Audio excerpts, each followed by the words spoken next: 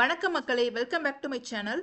என்னோட லாஸ்ட் வீடியோவோட continuation video தான் இந்த வீடியோ. என்னோட லாஸ்ட் வீடியோ பார்க்காதவங்களுக்கு லிங்க் ஸ்க்ரீனில் பின் பண்ணியிருக்கேன்.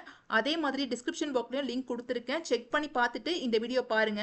திருநெல்வேலி ரெட்டார்குளம் எங்க ஊர் கோயில் திருவிழா 3rd டே எப்படி இருந்ததுன்றத லாஸ்ட் வீடியோல பார்த்துருப்பீங்க.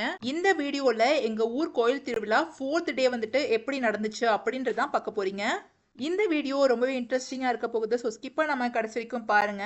எங்க ஊர்ல 3rd டே நைட்டு முளைப்பாரி ஃபங்க்ஷன் ரொம்ப சூப்பரா முடிஞ்சது. ஸோ முளைப்பாரி முடிஞ்சதுக்கு அப்புறமா எல்லா முளைப்பாரியும் அம்மன் சன்னதி முன்னாடி வச்சிடுவாங்க. அம்மனுக்கு முளைப்பாரினா ரொம்ப பிடிக்கும், அதனாலதான் அம்மன் முன்னாடி வச்சிடுறாங்க. அடுத்ததா எல்லாருமே முளைப்பாரியை சுத்தி கும்மியடி பெண்ணை கும்மியடி அப்படின்னு ஆடி பாட போறாங்க. அதே மாதிரி வில்லு பாட்டும் இங்க ஒரு சைட்ல போயிட்டு இருக்கு பாருங்க.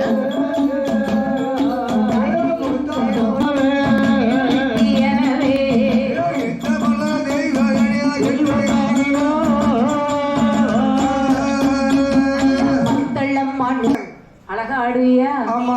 பிறகு இப்படி இந்த பேய் முகத்தோடலாம் நின்று ஆடக்கூடாது. சரி. அற்புதமாக அழகாக ஆட வேண்டும்.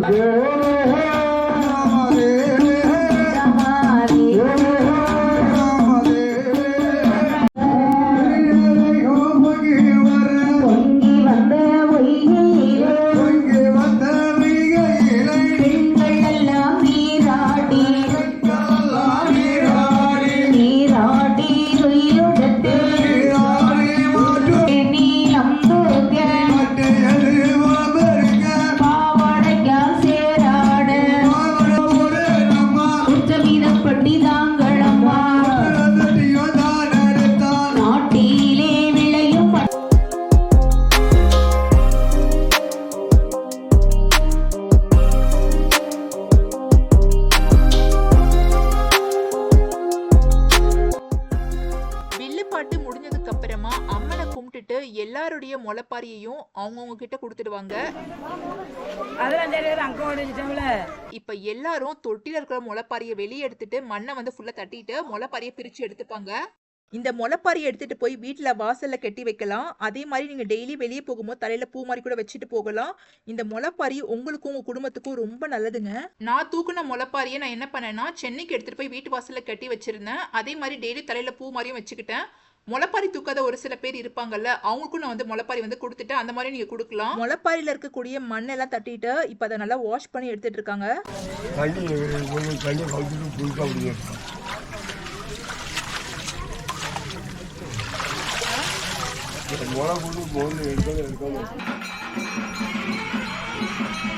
திருவிழாவோட 4வது நாள் நாங்க எங்க விரதத்தெல்லாம் முடிச்சுட்டு கடா வெட்டி கோவிலே சாமி கும்பிட்டுருவோம்.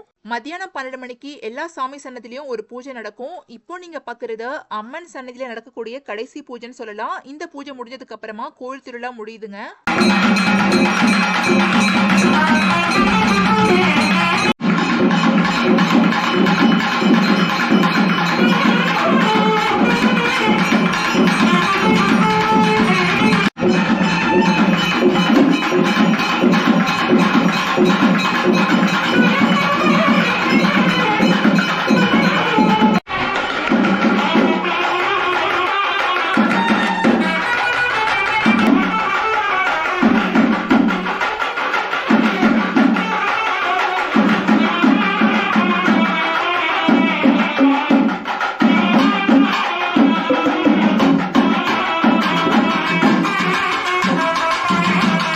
கோயில் திருவிழாவில் உங்களுக்கு எந்த ஃபங்க்ஷன் ரொம்ப பிடிச்சதுன்றத மறக்காம கமெண்ட்ஸ் எனக்கு ஷேர் பண்ணுங்க.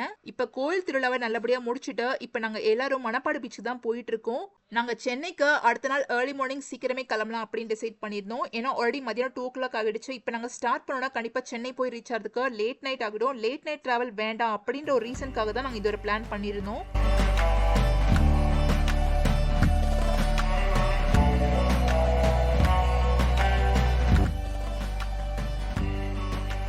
எங்க ஊர்ல இருந்து மணப்பாடு பீச் ரொம்ப கிட்டங்க. ஜஸ்ட் ஒரு 1 hour ரீச் ஆகிட்டோம். இப்போ நாங்க பீச் கிட்ட வந்துட்டோம். குழந்தைங்க எல்லாருமே ரொம்ப ஹாப்பியா இருந்தாங்க.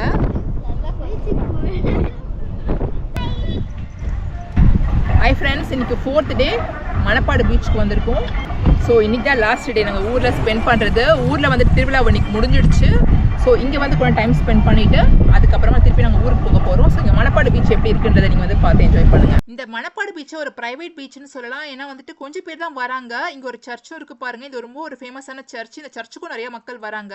இந்த மணப்பாடு பீச்சுக்கு நீங்க யாராவது போயிருக்கீங்கன்னா மறக்காம கமெண்ட்ஸ் எனக்கு ஷேர் பண்ணுங்க.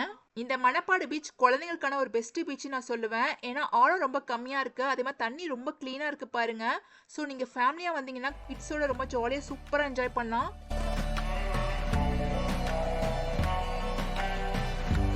தண்ணி உண்மையிலேயே ரொம்ப கிளீனா இருந்ததுங்க. நீங்க திருநெல்வேலி போனீங்கன்னா கண்டிப்பா வந்துட்டு மணப்பாடு பீச்சுக்கு போயிட்டு வாங்க. ரொம்ப சூப்பரா இருக்கு. எனக்கு தண்ணியில இருந்து ரொம்ப அழகான ஒரு சிற்பி கிடைச்சது. அதுக்குள்ளேயே ஒரு நத்தை இருக்கு பாருங்க. அந்த நத்தை வந்து உள்ளுக்குள்ள இருந்தனாலே எனக்கு அதை வீட்டுக்கு எடுத்துட்டு போக மனசு வரல. அதனால தண்ணிக்குள்ளேயே உள்ள போட்டுட்டேன்.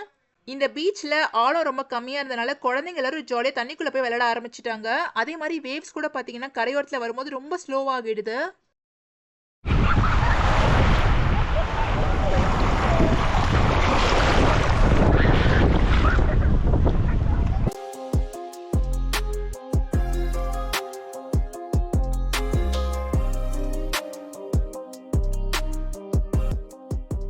சின்ன வயசுல பீச்சுக்கு போகும்போது எல்லாருமே மணல்ல பேர் எழுதி விளையாடுறது உண்டு. அந்த மாதிரி தான் எனக்கும் அந்த மணலை பார்த்தோன்னா ஏதாவது பேர் எழுதி விளையாடலாம் அப்படின்னு ஆசை வந்துருச்சுங்க. நான் என்னோட பேரையும் ஹஸ்பண்ட் பேரையும் அதை எழுதி விளையாடிட்டு இருந்தேன். ஸோ எல்லாருமே பீச்சுக்கு போனா ஒரு குழந்தை மாதிரி ஆகிடுறோம்ல.